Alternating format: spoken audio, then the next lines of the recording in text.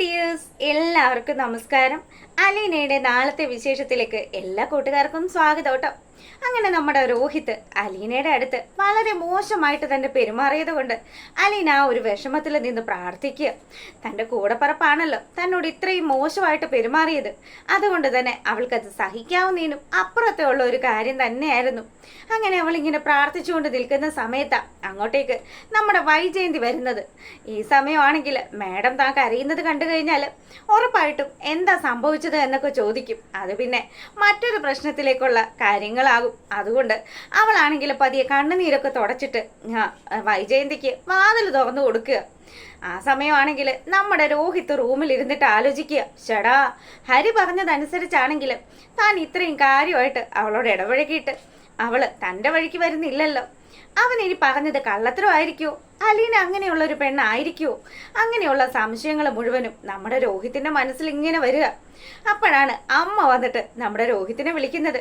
നീ എന്താ മോനെ ഇന്ന് കോളേജിൽ പോവാണ്ട് നേരത്തെ ഇങ്ങ് മടങ്ങി പോകുന്നത്? ഓ ഒന്നും പറയണ്ട, എനിക്ക് ഭയങ്കര തലവേദനയായിരുന്നു. അങ്ങനെ ആ കാര്യങ്ങളൊക്കെ പറഞ്ഞു. കോഫി കുടിച്ചോ എന്നൊക്കെ ചോദിക്കുമ്പം കുടിച്ചായിരുന്നു എന്ന് പറഞ്ഞ് അവനാണെങ്കിൽ റൂമിലേക്ക് കയറി പോവാ. ആ ഒരു സീൻ കഴിയുമ്പോഴാണെങ്കിലും നമ്മളെ കാണിക്കുന്നത് മാമച്ചൻ്റെ ഒക്കെ വീട്ടിലാണ്. അപ്പം നമ്മുടെ രേവതിക്കുട്ടിയാണെങ്കിൽ ഗ്രേസ് അമ്മയുടെ അടുത്ത് വന്നിട്ട് ആൻറ്റിയോട് ചോദിക്കുന്നുണ്ട്, അതെ ആൻറ്റി ഞാനൊരു കാര്യം ചോദിച്ചാൽ ആൻറ്റിക്ക് എന്നോട് ദേഷ്യം തോന്നുന്നു. എന്താണ് നിനക്ക് എന്നോട് ചോദിക്കാനുള്ളത്? അതെ, ഇവിടെ ഈ ഒരു റൂം അതെന്താ ഇങ്ങനെ പൂട്ടിയിരിക്കുന്നത്? അത് പൂട്ടിക്കിടക്കുന്നത് കൊണ്ട് നിനക്ക് എന്തെങ്കിലും പ്രശ്നമുണ്ടോ എന്ന് ഇടയ്ക്ക് നമ്മളെ ഗ്രേസ് അമ്മ രേവതിയോട് ചോദിക്കുക. അല്ല, ഞാൻ ചോദിച്ചോന്നേ ഉള്ളൂ. ഞാൻ ചോദിച്ചത് ഇഷ്ടപ്പെട്ടില്ലെങ്കിൽ എന്നോട് മാഡം ഒന്നും പറയണമെന്നുമില്ല. റൂം ക്ലീൻ ചെയ്യാൻ വേണ്ടിയിട്ട് അതിനകത്തോട്ട് പോവാൻ നോക്കിയതാ. പക്ഷേ ആ റൂം ഇങ്ങനെ അടഞ്ഞു കിടക്കുന്ന കണ്ടപ്പം എനിക്ക് ചോദിക്കണമെന്ന് തോന്നി. അങ്ങനെ ഞാൻ ചോദിച്ചു പോയതാണ്. അതിന് പിന്നിൽ ഒരു കഥയുണ്ട് മോളെ. ഞങ്ങൾക്ക് ഏറ്റവും പ്രിയപ്പെട്ട ഒരു റൂമാണ്, ഒരാൾ ഉപയോഗിച്ചിരുന്ന ഒരു റൂമാണ് എന്നുള്ള കാര്യവും ഗ്രേസ് അമ്മ അവിടെ വെച്ച് നമ്മുടെ രേവതിയോട് പറയുക. അപ്പം എന്തോ ഒരു ചില സെന്റിമെന്റ്സ് ഗ്രേസ് അമ്മയ്ക്കും മാമച്ചനും ആ റൂമുമായിട്ട് ബന്ധപ്പെട്ടുണ്ട്. മിക്കവാറും ഇവരുടെ മകനോ മകളോ ആരെങ്കിലും ഉപയോഗിച്ചിരുന്ന ഒരു റൂമാകാനാണ് സാധ്യത. അങ്ങനെ ആണല്ലോ ഇപ്പൊ ഈ പെങ്കൊച്ചിനെ ദത്തെടുത്തിരിക്കുന്നത്. അങ്ങനെ നമ്മുടെ ഗ്രേസെ ആണെങ്കിൽ ഈ കാര്യങ്ങൾ മുഴുവനും രേവതിയോട് പറഞ്ഞതും രേവതിക്കും വലിയ സങ്കടമായിട്ടോ. അങ്ങനെ അവളാണെങ്കിൽ നമ്മുടെ ഗ്രേസ് അമ്മയോട് ചേർന്ന് ഗ്രേസ് അമ്മയുടെ ആ ഒരു തോളിൽ ചാഞ്ഞു കിടക്കുന്നതൊക്കെയാണ് നാളത്തെ വിശേഷത്തിലുള്ളത്.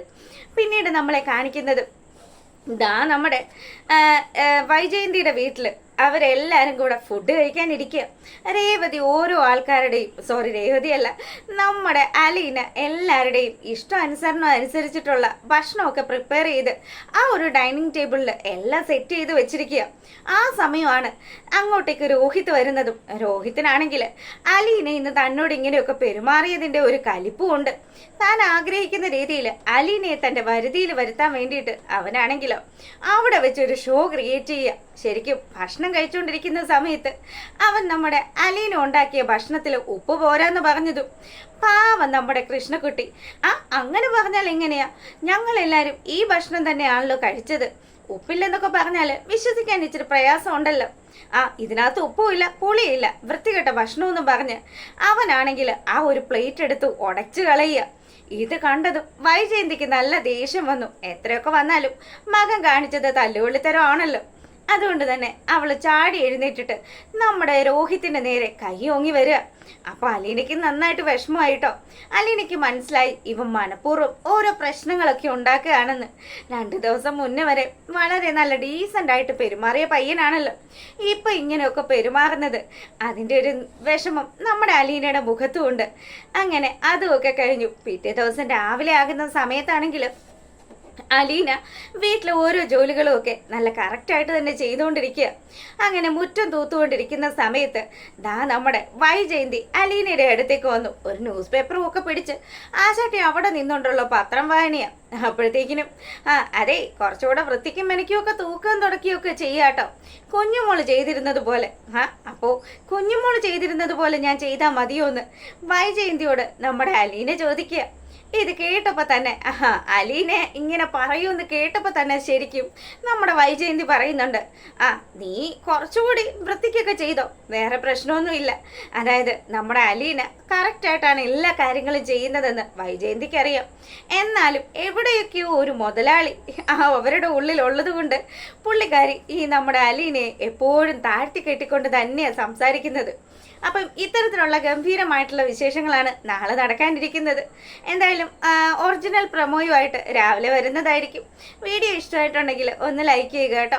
അപ്പം ഇനി മുതൽ എല്ലാ ദിവസവും നമ്മൾ വൈകുന്നേരം ഇതേ സമയത്തായിരിക്കും ഈ മഴ തോരും മുൻപേ സീരിയലിൻ്റെ വിശേഷങ്ങളൊക്കെ ഇടുന്നത്. നിങ്ങൾക്ക് വീഡിയോസ് ഇഷ്ടമായിട്ടുണ്ടെങ്കിൽ ഒന്ന് ലൈക്ക് ചെയ്തിട്ട് കൂടെ കാണുക. അപ്പം മൗനരാഗത്തിൻ്റെ വീഡിയോ ആയിട്ട് വരുന്നത് വരെ എല്ലാവർക്കും നല്ലൊരു രാത്രി ആശംസിക്കുകയാണ്. അപ്പോൾ ഓക്കെ, താങ്ക്